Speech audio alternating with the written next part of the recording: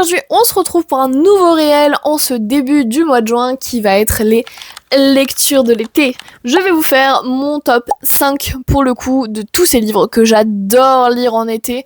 On va parler par genre, mais je vais vous montrer un exemple à chaque fois. On commence tout d'abord avec la romance historique. Alors là, en l'occurrence, j'ai que les Bridgerton, mais je vous en ai parlé la semaine dernière en pile à lire. Il y a celui-là aussi. Bref, on commence avec les romances historiques. Là, je vous ai sélectionné Bridgerton, mais vous avez aussi les Hathaway, vous avez aussi les Sir Charboy, enfin bref, plein d'exemples différents. Pourquoi la romance historique en été ?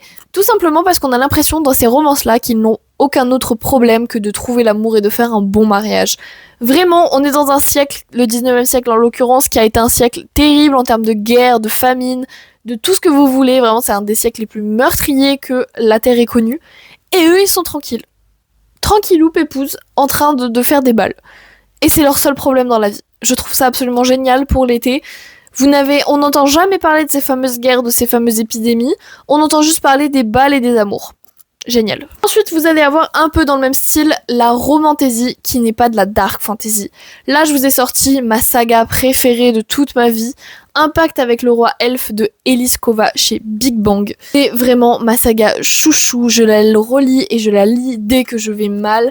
C'est des romantasy toutes mignonnes, il n'y a pas une énorme tension, il n'y a pas un énorme enemies to lovers dans le sens où il n'y a pas des menaces de mort clairement, mais ça s'installe tout doucement, c'est tout mignon et à la fin... c'est absolument trop bien et en rajoutant des pouvoirs et un univers de fantasy, c'est absolument génial.